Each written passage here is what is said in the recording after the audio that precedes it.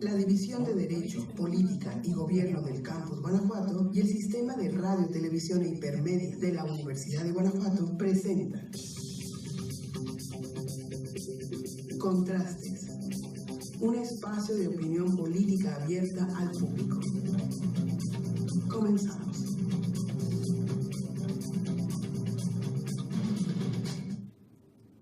Buenas noches, estimadas y estimados radioescuchas. Bienvenidos nuevamente a este programa de opinión Contrastes. En ausencia de su titular Aide Hernández, Tobías García Tobar, y el día de hoy está con nosotros Fernando Díaz, Abel Hernández y Reinaldo Granados. Recuerden que tenemos teléfono abierto y pueden comunicarse con nosotros para hacer sus manifestaciones, intervenciones, también para verter sus opiniones o para ampliar el diálogo y el debate.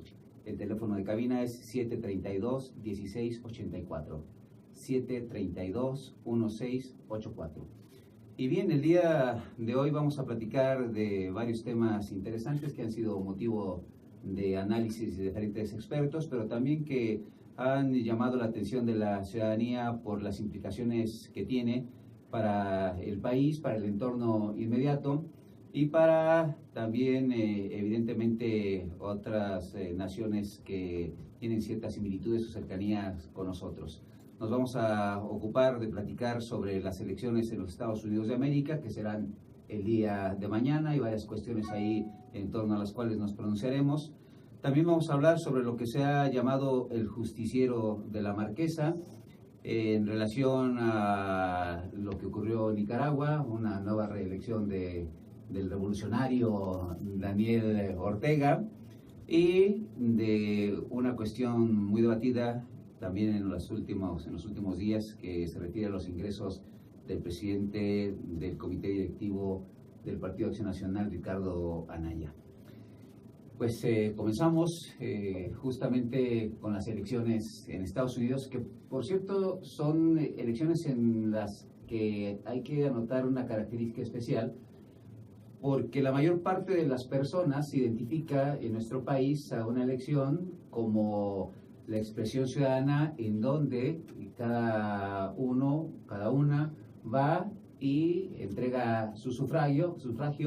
Después se cuentan las papeletas y gana quien obtiene el mayor número. Es una elección directa. Sin embargo, en los Estados Unidos hay un sistema especial en el que los votantes eligen a electores, y estos electores son los que van finalmente a definir quién va a ser el próximo presidente de los Estados Unidos.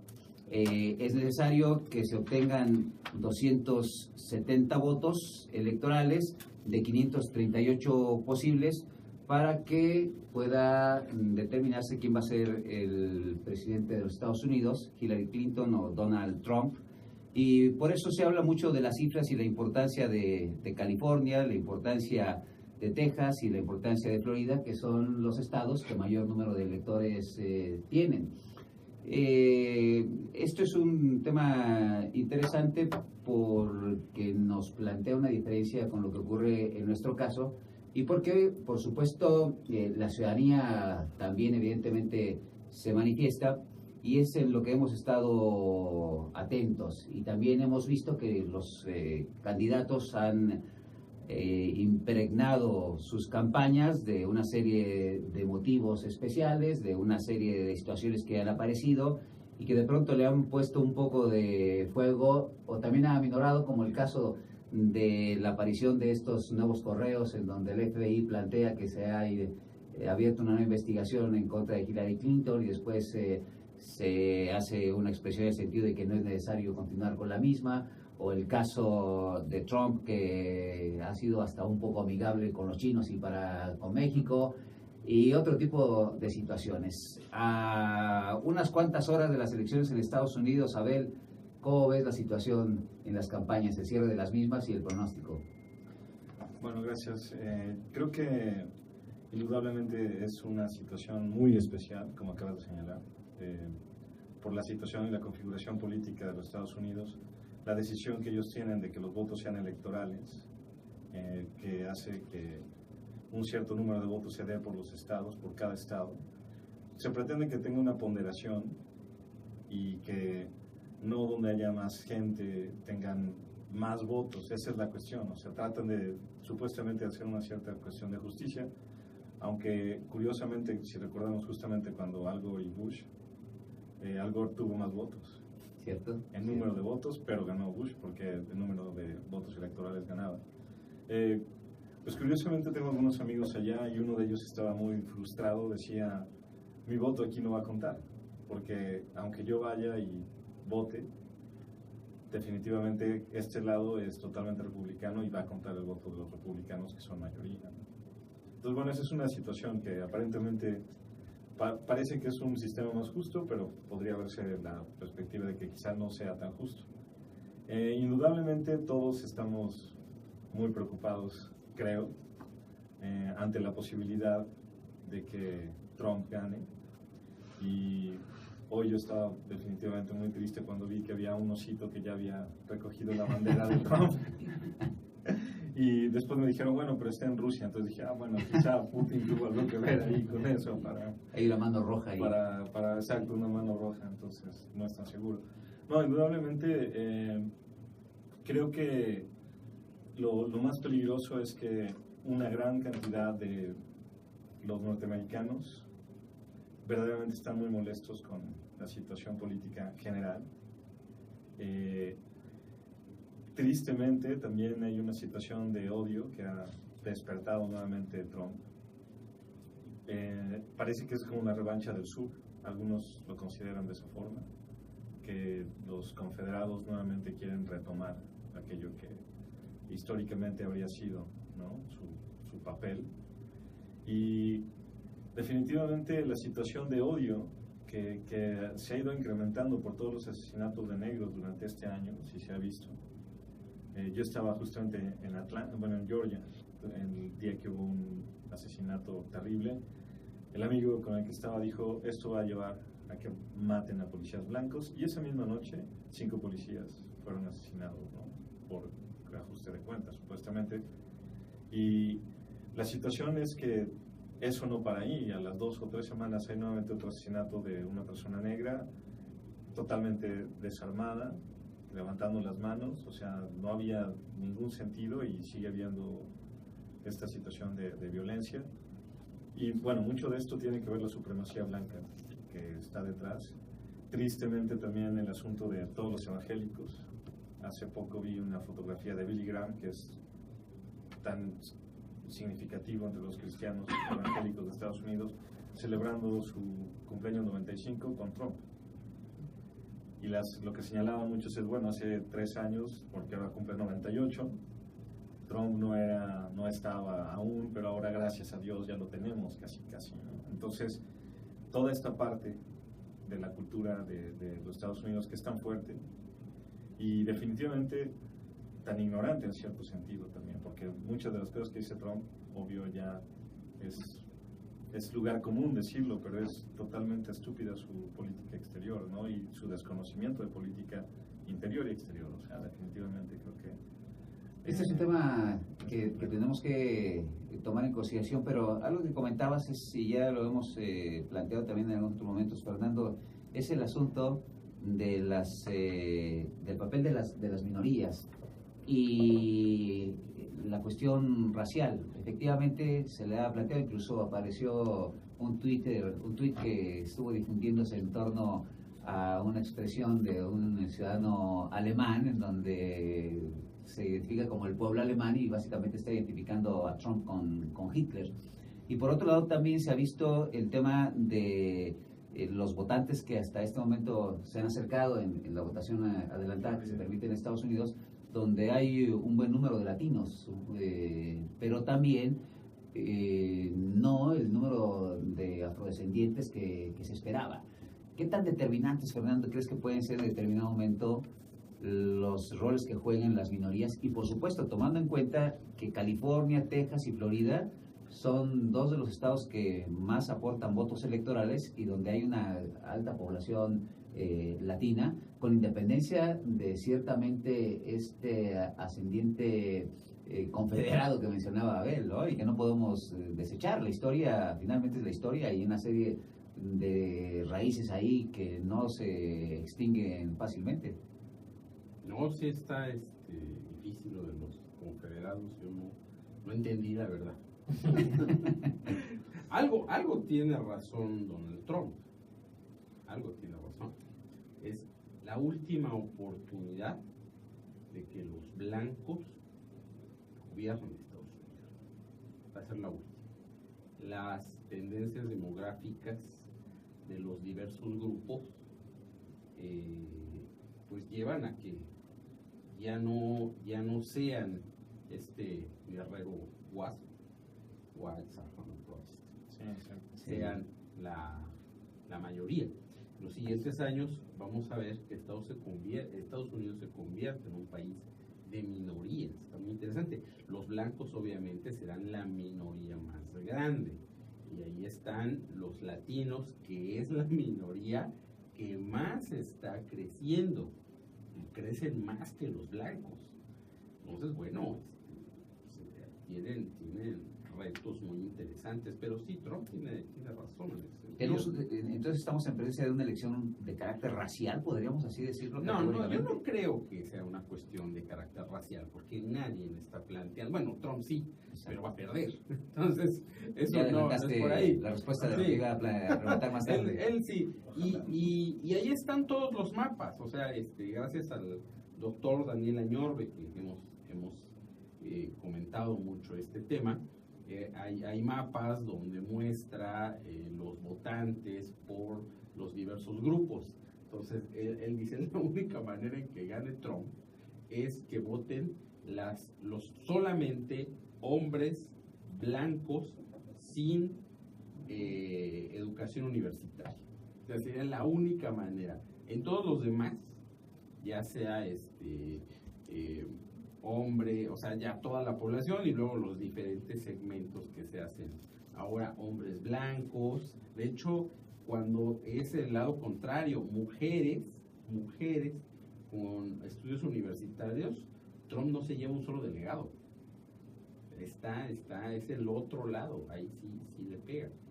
Entonces, creo que es interesante, porque va a ser, después de esta elección, será un Estados Unidos que debe de pensar en todas estas tendencias. Efectivamente está el sur todavía con este pasado esclavista. Muchos no entienden lo de la banderita cruzada, ¿no? Lo de la confederación, y no andan presumiendo por todos lados cuando es una bandera esclavista. Pero bueno, aquí en México hay camiones así adornados. Yo así como que bueno, es como si anduviéramos trayendo no sé, la estafa de Fernando VII. Sí, pero bueno, ahí está. Vienen cosas interesantes. Yo de veras no creo, por más y que estén las encuestas, sería realmente muy, muy difícil, una verdadera tragedia que Trump ganara.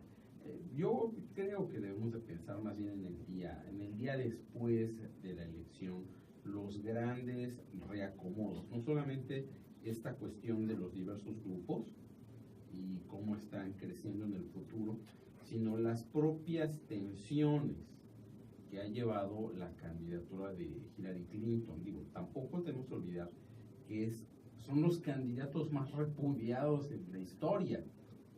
Entonces cualquiera perdería, con otro contrincante cualquiera perdería, pero bueno, están votando por el menos peor. Hillary Clinton comienza muy vinculada a los grandes sectores.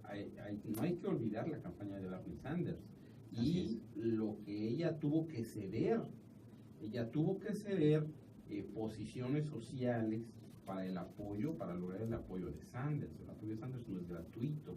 Pues ella se tuvo que correr de la derecha más hacia el centro, más hacia posiciones diría posiciones con una visión peñanietista, populistas. Pero se fueron hacia allá. En realidad no son tan populistas. Estamos hablando yo no me voy con los confederados tan atrás, sino más bien en Roosevelt y las políticas del nuevo ideal. Eso es lo que Sanders y su grupo en realidad es lo que quieren recuperar, pero bueno, a eso le llaman socialismo de Estados Unidos. Entonces, es un tema que creo que tenemos que discutir en el siguiente programa, porque efectivamente, ¿qué pasa el día después? Ahorita podríamos imaginarlo, pero la próxima semana vamos a tener algunas sorpresas sin duda. La democracia tiene entre unas características la incertidumbre y la impredictibilidad del resultado, pero las encuestas tienden a tratar de adelantarse, aun cuando son meras fotografías instantáneas. Pero Reinaldo, en este momento las encuestas, que ya a unas cuantas horas de la elección, no están tan disparejas. Claro, todas le están dando el triunfo a Hillary.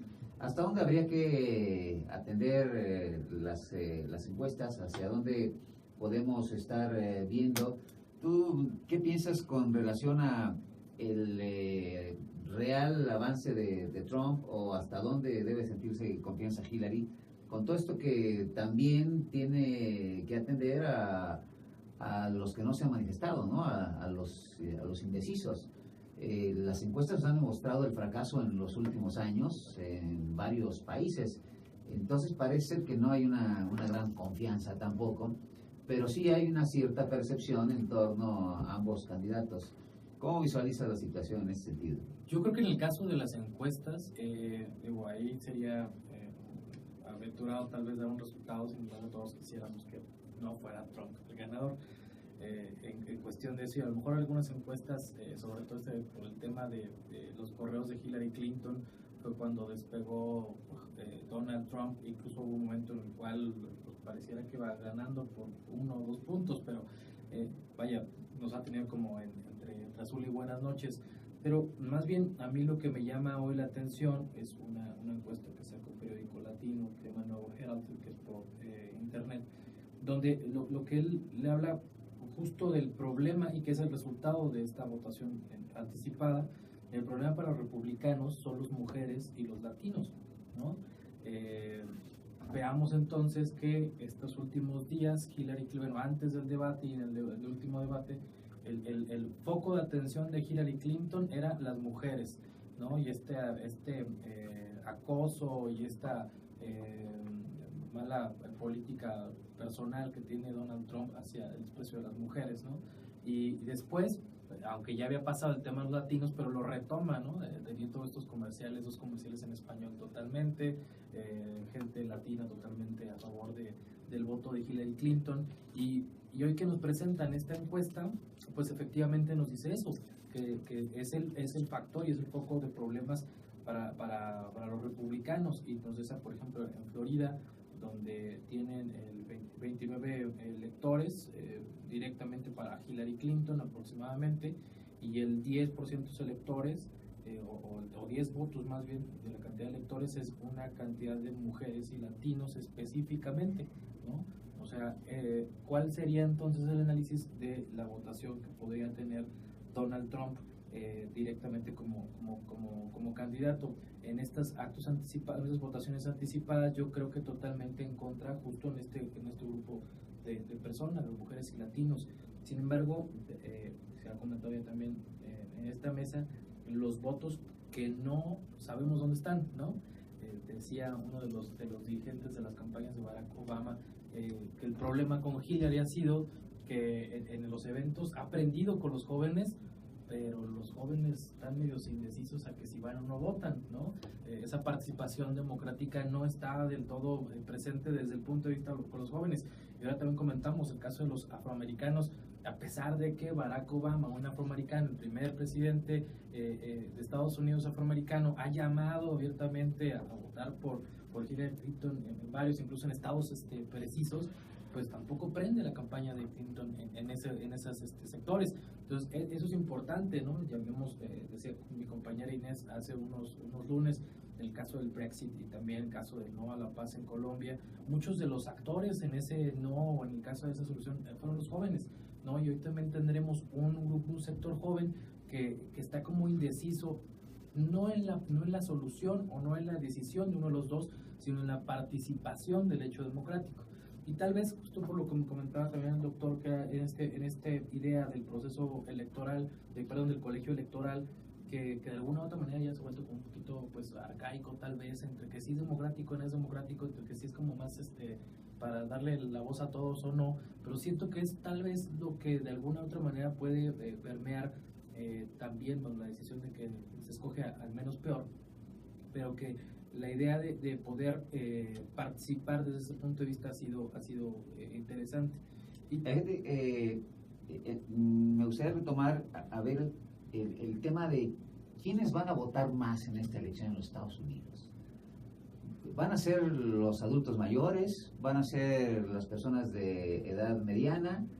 ¿Van a ser los millennials?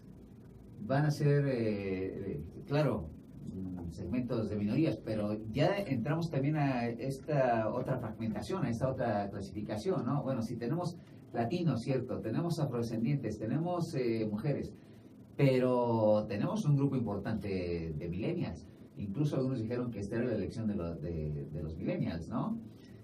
Realmente, ¿dónde va a estar el grueso de la votación? Porque eso también va a tener que ver mucho con el resultado que ya han estado adelantando ustedes. Bueno, yo creo que indudablemente, como señalabas, los millennials tienen una importancia clave, pero yo creo que ellos son los que menos interés tienen en votar. Ciertamente, ellos están totalmente como ajenos, no tienen una conciencia política. Yo creo que el problema de esta conciencia política, como señalabas, la idea de este evento político, fiesta política debería de ser de la democracia, debería de ser, en realidad no lo es. La democracia y la libertad. Y de la libertad, claro. Pero no lo es. En este país no lo es. Digo, en Estados Unidos no lo es. O sea, los porcentajes... en este momento. No, en este país del norte. No, y en este país del sur tampoco. O sea, aquí tampoco hay una participación abrumadora. Claro. Creo que sí es mejor que la de Estados Unidos, pero no por mucho. O sea, si no me equivoco, bueno, Fernando sí debe saber la cifra, pero de las últimas elecciones, yo creo que un 70%, cuando mucho, en México, y en Estados Unidos es como el 50, 60%. O sea, la participación es muy, muy baja. Y ojalá y los millennials tuvieran conciencia y dijeran no queremos a Trump. Pero quién sabe, también igual y están convencidos. El problema es estos grupos masivos de los WASP, como señalan, ¿no? Sí. White, Anglo-Saxon and Protestant. Sí, sí. Estos protestantes, perdón, es que ellos sienten que le están haciendo verdaderamente, que es como heroico y mesiánico, pongámoslo así. Si los valores de ellos se ponen por adelante de esos valores tan nefastos y por ejemplo, el apoyo a los matrimonios gays, que sería tan claro en Hillary, y el apoyo al aborto, eso para ellos es satánico. Entonces, sienten que van a ir así como en una misión de las cruzadas, apoyando lo que son los verdaderos valores.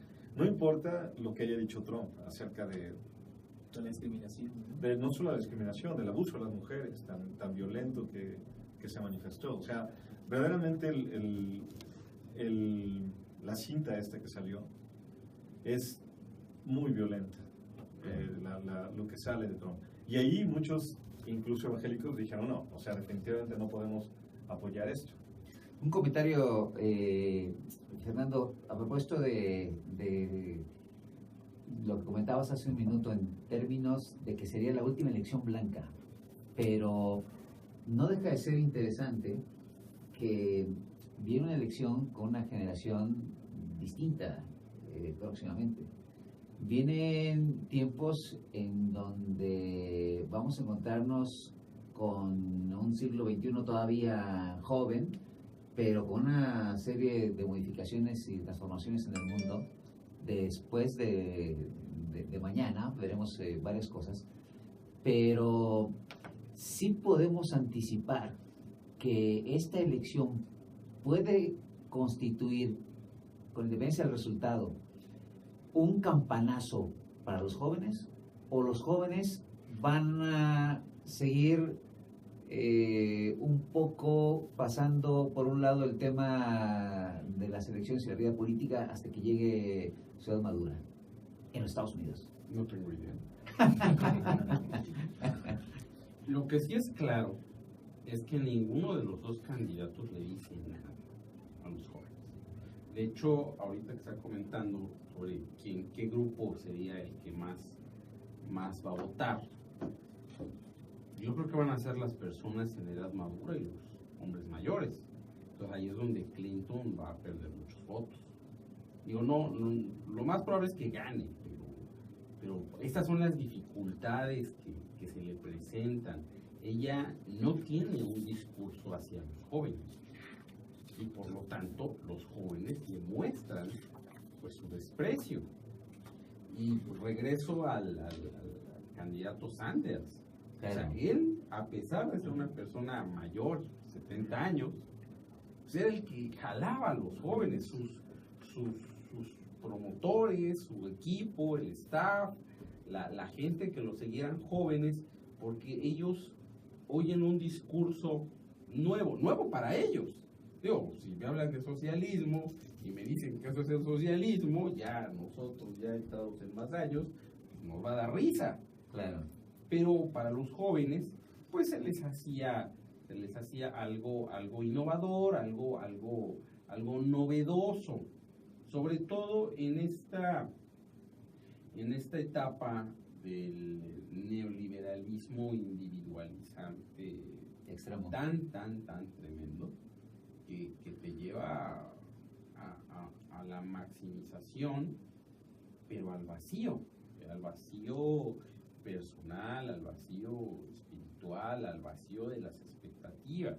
Claro, vamos a hacer una pausa, pero para terminar el segmento, Reinaldo, ¿quién gana mañana? Hillary Clinton. A ver, ¿quién gana mañana? Ojalá sea Hillary Clinton. No estoy tan seguro. No estás tan seguro. Fernando, ¿quién gana mañana? Clinton. Bueno, pues yo también espero que gane Hillary Clinton. Vamos a hacer un pequeño espacio. Regresamos. Estamos en Contrastes, Podría gustar. un espacio Para de que me sienta política más abierta mal. Si gana Trump, por lo menos gané unas cervecitas o algo. Y si gana Hillary Clinton, pues gusto se las invito. Contrastes, un espacio de opinión política abierta al público. Continuamos.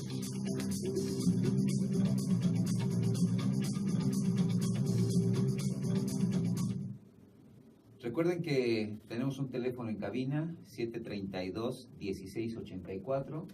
Pueden llamar y manifestar lo que ustedes consideren conveniente. Este es un programa democrático, es un programa de debate, cada uno se hace cargo de sus expresiones y también los invitamos a que participen. Es además un espacio universitario. Vamos a hablar ahora de otras elecciones, de lo que ha ocurrido este domingo en Nicaragua. Daniel Ortega se reelige por tercera ocasión consecutiva, pero además ya había sido presidente de este pequeño país que es uno de los más pobres de Latinoamérica y que, recuerdan ustedes, se trata de un revolucionario que estuvo entre los cabecillas del Frente Sandinista de Liberación Nacional, que ahora es un partido político, y que justamente se levantaron en armas, entre otras razones, por supuesto, de carácter sociológico, pero también para terminar con la dinastía de los Somoza. Pero casualmente resulta que Daniel Ortega va a gobernar más tiempo que el más longevo de los Somoza. Y ocurren situaciones peculiares. Nos referíamos a las elecciones de los Estados Unidos, en que se habla de una democracia indirecta, y en el caso de Nicaragua hay una participación directa, los ciudadanos votan y curiosamente hablan de una democracia popular y piensan que tiene sus matices y que las democracias como han sido concebidas en Occidente hasta este momento son una construcción burguesa. Es una situación interesante porque finalmente se trata de una misma persona en el poder, que la misma justificación tenía en su momento Fidel, que estuvo muchos años en el poder en Cuba. ¿Cuál lo cual es una situación que no deja de llamarnos la atención, pero porque justamente se trata de un personaje aquí de izquierda, un revolucionario, una persona que vivió la guerra, una persona que tuvo las armas. Diríamos que después de Fidel este sería el presidente más longevo derivado de la izquierda, aunque las izquierdas en este momento, y esto habría que someterlo a un análisis, están prolongándose, no como una orientación ideológica, sino personificadas, como es el caso, por ejemplo, de Evo Morales, ¿no? Y como estaba sucediendo con esta situación que teníamos en Chávez, que se murió y que sigue gobernando desde ultratumba, según su sucesor, exactamente. ¿Qué opinión tienen en torno a las elecciones de Nicaragua, a esta reelección de Daniel Ortega? Y además también debo de mencionar el asunto de que la vicepresidenta es Rosario Murillo, que a falta del presidente es quien llega a encargarse de este elevado cargo público y es la esposa, una esposa peculiar, una esposa singular, una esposa que alude a cuestiones de carácter religioso, a cuestiones milagrosas, divinas, y que en las nuevas situaciones que se presentan para la elección de figuras públicas están apareciendo y nuevamente las familias, bueno, pero ahora las familias más bien ya no en estas dinastías de transmitir el poder de padres a hijos, sino que ahora tenemos el caso de Estados Unidos, en donde es el cónyuge, tenemos aquí en el caso de México a Margarita Zavala, que pretende ser candidata, y de ella hablaremos en los próximos programas. Y tenemos acá en Nicaragua, claro, tenemos a Cristina Kirchner y ahora tenemos aquí a Rosario Murillo como vicepresidenta. Esta situación de las parejas de políticos y políticas, esta situación de los matrimonios que quieren permanecer en el poder de manera longeva, casi vitalicia, te la presto, me la regresas, te la devuelvo, la vuelvo a tener y discutimos en la alcoba los problemas del país. Tiene sus características peculiares. ¿Qué opinión te merece, Reinaldo, tú que eres más joven de esta mesa y que, bueno, no recuerdas lo que ocurrió en Nicaragua, pero que lo conoces perfectamente bien? A mí se me venía mucho a la mente una serie que me gustó mucho, seguro ustedes la han visto, se llama House of Cards, ¿no? Donde ahora la candidata a la vicepresidencia de Estados Unidos es la esposa del candidato y que es el actual presidente de Estados Unidos, vaya en la serie, ¿no? Entonces, esa es interesante. Y después me venía a la mente justo Cristina Fernández de Kirchner o Margarita Zavala, ¿no?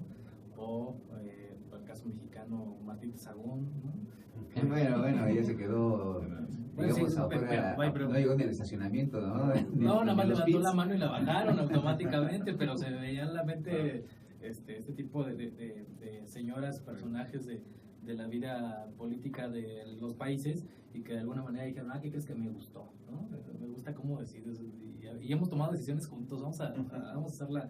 Además, una reivindicación, somos mujeres, ¿no? Sí, no, aparte, entonces esa parte me llama mucho la atención, pero pues en el análisis del caso, tal cual el Frente Sandinista en esta votación obtuvo el 72.1% de los votos sobre todos, ¿no? El más cercano a él fue el Partido Liberal Constitucionalista, que tiene el 14.2%. O sea, claro, no pintan. No, hombre, lo dejó de cajón. Y sin embargo, pues esto se debe a la figura que tiene pues ya todavía el presidente de Nicaragua, como esta imagen de la revolución, como este ideal, como esta. Me imaginaba mucho que allá lo ven como el Che Guevara de Nicaragua, ¿no? Casi, esta imagen de fortaleza que pueden tener. Y el día de hoy, de cabello, pero... Claro, ¿no? Pero bueno, es como tener la idea de esta imagen o este referente que pudieran tener. Y sin embargo también me llama la atención que él pues ya ha tenido varios periodos como presidente de Nicaragua y su país sigue siendo el segundo país más pobre de América. ¿Esto es un fracaso para las democracias de izquierda, ¿eh? Híjole, bueno, habría que ver, indudablemente es fundamental ver el avance del país y sobre todo si socialmente se supone que estás tratando de que se mejoren las condiciones, ¿no? Y justo yo lo que había tratado de ver cómo era el avance desde el Índice de Desarrollo Humano y está bastante atrás Nicaragua y no ha logrado avances tan significativos como, por ejemplo, si los hubo en Cuba. Ahí habría que señalar, y bueno, ellos nunca pretendieron ser democracia, ¿no? Así es. Y a mí siempre que decían, no, pues los cubanos, pobrecitos, yo decía, bueno, pobrecito, ¿para quién? O sea, si piensas en los pobres, si tú fueras un pobre, preferirías estar en Cuba, estar en México. Con el sistema de salud, con el sistema educativo. Sí, el sistema de salud, sistema educativo, Claro. etcétera. Claro, desde luego, esa es la cuestión que habría que ver. Lo importante, yo creo que hay que romper los mitos acerca de si es capitalista, si es neoliberal, si es socialista. O sea, esas son como doctrinas trascendentales. En realidad lo que habría que ver es, en el fondo, cuál es el desarrollo humano. No el desarrollo económico, sino la parte del desarrollo humano. Eso es lo que tendríamos que estar analizando y ver si efectivamente se dan mejores condiciones de justicia social en donde ha habido aumento en la expectativa de vida, eso es indudable.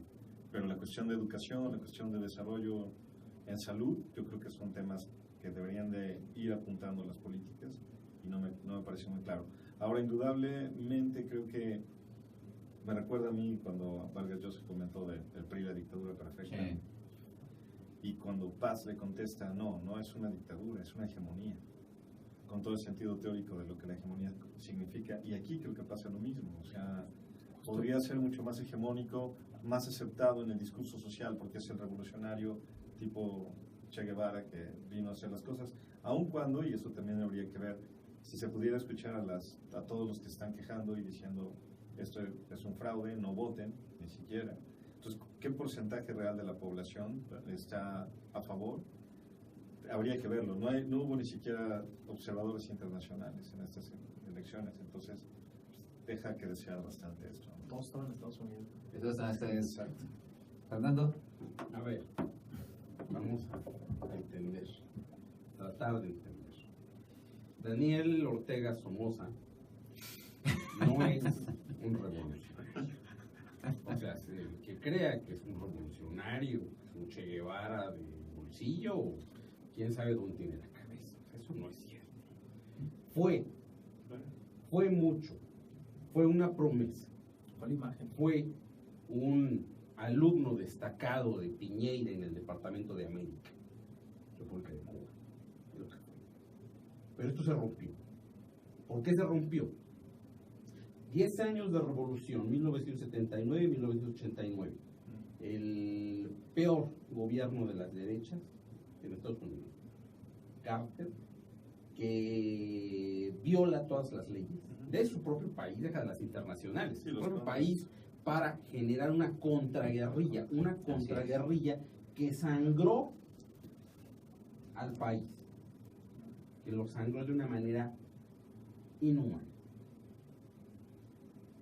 400,000 millones de dólares que costó el bloqueo de Estados Unidos a Nicaragua, y que Estados Unidos no ha pagado $1 y no lo va a pagar. Entonces, eso fue lo que tuvo que sufrir, eso es lo que tuvo que afrontar la revolución sandinista en Nicaragua. Nicaragua no es Cuba, Sí, ¿no? y al final tuvieron que aceptar lo que ningún revolucionario de izquierda aceptaría: elecciones democráticas. Elecciones democráticas al estilo norteamericano, porque en Cuba hay elecciones y son muy democráticas, y son las más democráticas de América, más que lo que hacen los Estados Unidos, que es una democracia indirecta. Entonces, todo más claro. Fue una guerra, una potencia mundial contra uno de los países más pobres de Latinoamérica. No, era una sangría tremenda. Cuando pierde el Frente Sandinista de Liberación Nacional en contra de la Unión Nacional Opositora de Violeta Chamorro. Así es. Ahí todo se descuadra, porque Violeta Chamorro es exactamente la otra parte, es la derecha, pero previo, cuando ya sabían que iban a perder, todo este tipo de políticas sociales estilo Cuba, que inclusive la Unión Soviética mandó técnicos y mandó ayudas para construir la revolución social, todo se quiebra. Entonces empieza lo que allá se le llama coloquialmente como la piñata, que es más o menos lo que hizo Duarte en Veracruz. De hecho, él está acusado de quedarse con una casa, con una mansión gigantesca. Y toda la cúpula sandinista se quedó con cosas, con propiedades, con dinero. De eso se le acusa. Ahí acabó la revolución. Se pervirtió, se corrompió. Ahí se acabó. Y entonces estamos en otro proceso. Ortega pierde antes de volver a llegar, pierde otros 2 procesos democráticos. De hecho, tiene en contra a la mitad del directorio sandinista original. Yo no sé quién de esos heroicos guerrilleros sandinistas que derribaron a Somoza, quién lo puede, en sus 5 sentidos, lo puede apoyar. O sea, nadie. O sea, hoy Daniel Ortega es una caricatura de lo que fue. Y lo que pasó ayer es un fraude. O sea, de ninguna manera es una elección democrática. Es un fraude cantado, es un fraude analizado, o sea, ya es un fraude, ya es una cosa tremenda. Yo no sé, digo, tampoco, yo creo que hay que dimensionar. O sea, yo creo que por más zángano, sátrapa que sea, jamás igualará el horror y la corrupción de la familia Somoza.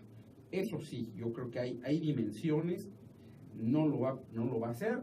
Ahorita Daniel Ortega es para compararlo con un personaje nuestro, pues es como Graco en Morelos, chivo en cristalería, que rompe todo y bueno, quiere hacerla ahí de Rosas, de Porfirio Díaz, de estos dictadorzuelos. Son los procesos es una buena Nicaragua. Síntesis. Es una buena síntesis. Ojalá que Nada más para aclarar, es que me llama mucho la atención lo de desarrollo humano. Sí. Y luego la justicia social. Pero es que yo siempre he tenido pleito con eso, porque el índice de desarrollo humano, hoy de la ONU y todo lo demás, en realidad es un índice diseñado para economías de mercado, que no tiene nada que ver con la justicia social, tiene que ver con el funcionamiento de los mercados. Se está muy adaptado al capital, al capitalismo.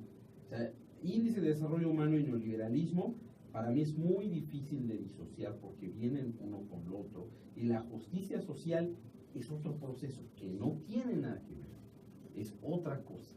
Aunque sin embargo es cierto que hay ciertos indicadores que demuestran niveles de pobreza, niveles de avance, condiciones de vida que son innegables.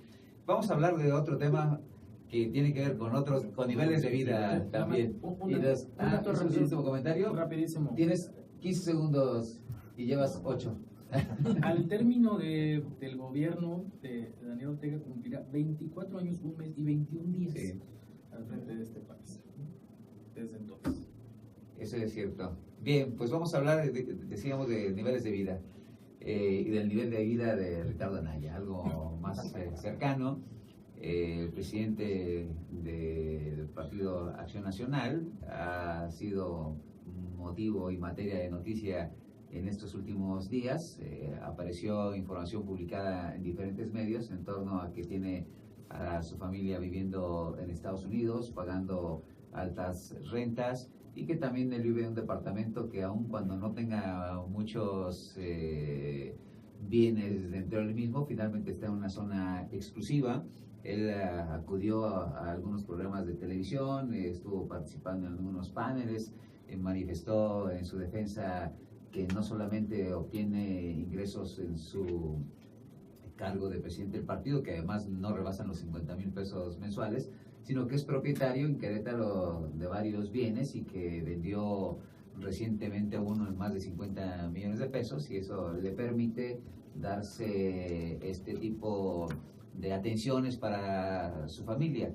Y aquí, bueno, surgen varias cuestiones, ¿no? Por un lado, algunos le atribuyeron que eventualmente no quedaba claro el origen de los recursos que él ha estado contestando, y por otro lado el cuestionamiento también es el hecho de que alguien que pretende ser presidente de la República privilegie la educación en otro país, y por otra parte también que no actualice la información que ha estado divulgando en torno a su riqueza, de modo que tiene varias aristas este tema. A ver. Bueno, creo que lo que a mí me llamó la atención y fundamentalmente me parece muy fuerte es como una persona que justamente tiene aspiraciones a un puesto político importante, teniendo ya un puesto político muy importante, puede darse un tipo de vida de este estilo, queriendo a su familia darle esa situación que indudablemente, y él pretende justificarlo diciendo, pues yo quiero tratar a mi familia como a mí me interesa tratarla y le quiero dar lo que yo quiero darle, que a mí me dieron. Aparentemente es uno de los juicios ahí que tiene, ¿no? Pero yo creo que es en medio de la situación justamente de pobreza que estamos viviendo a nivel nacional, alguien que se dé este tipo de lujos es pues, verdaderamente obsceno. Me parece que es obsceno dirigiendo un partido, como dirigente de un partido, ¿no? Me parece que es muy fuerte. Ahora, hablando de Margarita Zavala, parece que por ahí se filtró la información, es por lo menos algo que escuché, y indudablemente habría que ver qué tan cierto o qué tan no cierto es esto que se está quitando del camino, está limpiando su camino para ser la candidata, ¿no? ¿Esto es fuego amigo, Fernando? ¿Es fuego amigo? No, yo creo que es envidia de la gente. O sea, el hombre tiene sus negocios, tiene su vida, o sea, él, según la información es que, bueno, él estaba proyectando esto, es una oportunidad. En un par de años se regresan sus hijos y vuelven a estar en Querétaro. Yo no sé, digo, yo no conozco a este muchacho, porque seguramente viene de una familia acomodada, pues, que ha hecho negocios, renta bodegas. Entonces, pues no sé por qué le hacen ahí a la envidia, ¿no? Pues, si puede darse esa vida, pues adelante, ¿no? Digo, hay que decir que no tiene un cargo público, dirigente de un partido, que está construyendo una candidatura. A lo mejor por ahí es donde viene el fuego amigo y el fuego enemigo, porque claro, ya se le ve como un contrincante serio, por lo menos más serio que la señora Calderón, eso sí, yo creo que sí, en ese sentido. Y pues en su momento, ya cuando sea funcionario público, bueno, dirá, efectivamente tendrá que dar santo y seña de sus ingresos, si heredó, bueno, si la le Gaviota también prestan. dijo que ella no era servidora pública. A lo mejor hizo una tanda. Nosotros no sabemos, tenemos sus negocios particulares. Entonces, bueno, si él puede hacer eso, lo único que está mostrando es lo pródigo que es este país, las oportunidades que podemos tener todos. En teoría, las oportunidades de negocios que hay en este país para un mediano empresario. ¿Cómo le afecta esta información a la imagen pública que tiene Ricardo Anaya, un aspirante a la presidencia? Pues un connotado panista local que nos diga. ¿Quién va a hablar? No sabría cuál será el connotado panista. Pero bueno, yo creo que yo pienso en principio que esta declaración o esta idea pues sí puede llegar a ser hasta un fuego amigo. Yo revisé los tweets de Margarita Zavala, una señora que se dedica mucho a estar publicando, y no hay ninguna publicación ni a favor ni en contra, como que si pasó no lo supe, ¿no? Entonces de alguna manera ha dejado de lado esa parte. Puede sonar más que fuera en el sentido, tal vez por la idea de que a lo mejor se fuera quitando poquito a poquito de la presencia del camino ahí a quien se le pueda saltar.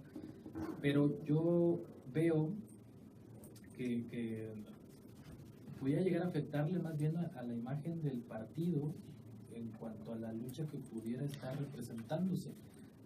respecto tal vez a la corrupción, si es que Ricardo Anaya no esclarece bien a bien toda la cuestión de ingresos. Sin embargo, yo revisando el 3 de 3 y el 3 de 3 Plus de Ricardo Anaya, pues por ejemplo en las cuentas de bancarias, como lo decía en el programa matutino, pues cuadra, ¿no? Así está, como dice, en cuestión de sus ingresos por propiedades también cuadran, o sea, están. Y sin embargo, un antecedente importante es que esto fue hecho en el 2014. Esta declaración fue hecha en 2014. Desde 2014 a la fecha, pues han pasado ya muchas cosas, como se menciona, ¿no? Y sin embargo, donde debería pues de hoy ponernos a la duda es tal vez en las declaraciones de otros políticos, como el presidente del PRI, que revisando, y más fue como ociosamente, él recibe $1 millón como parte de su finiquito en CFE, y esta es una declaración más actual, que sí pertenece a este 2015 y no está el $1 millón, ¿no? Por ejemplo, pero sí tiene, por ejemplo, muchos seguros, es el taxista el señor. Pero yo creo que más bien va mucho en ese sentido. Yo creo que lo que se debería preocupar el PAN es la imagen del propio partido, no la imagen de los posibles candidatos, ¿no? En ese sentido, creo que en esta lucha de decir que tenemos gobernadores que han sido corruptos y que está Yunes peleando en Veracruz, y que hoy lo dijo el gobierno de Chihuahua, que también ya sacaron o van a estar sacando los tapitos a sol del Otto Duarte en Chihuahua. Entonces, abanderar esta política de luchar contra el sistema de los corruptos priistas puede ser esta línea muy delgada en la que puede ser si seguir abanderando esta lucha o no seguirla abanderando, bajo qué ideales, bajo qué idea, bajo qué estandarte, bajo qué temática. Siento yo que es lo que debe como partido estar viendo, y tal vez como presidente del PAN, ya lo dijo y lo aseguró, veamos abiertamente las cuentas y veamos abiertamente dónde está y cómo está, y fabricamos esa estructura. Siento que más bien me suena un poco más personalmente yo como fuego amigo que a otros indicios, y pues fuego amigo bien merecido y bien agarrado por todos los de enfrente, ¿no? Fernando, ¿quieres hacer el comentario? No, bueno, estaban los corruptos del PAN, pero los corruptos del PRI, pero están los corruptos del PAN también. Ah, no, claro. Que parece que no pasa nada, porque bueno, sí hay, a pesar de que se creen impolutos, pues también hay corrupción. Pues yo creo que a padres por eso están persiguiendo, lo que pasa es que están con Duarte. No, y más, o sea, hay más. Al final hay más. Yo creo que o sea, sí. todo este periodo donde el señor Calderón tuvo el poder, hay un montón de cuentas que no están claras y que sin embargo nadie le está investigando, a nadie se le ocurrió investigar. Entonces, bueno, cuando decías alguien le hace el trabajo, ella se pasa tuiteando y no dice ni fu ni fa. No, claro, pues su marido le hace el trabajo sucio. Para eso es un experto, nos lo ha mostrado demasiado, en exceso diría. Yo lo decía porque el documentario alguno sobre el tema, ¿no? Pues no más. No se ha subido al barco, ¿no?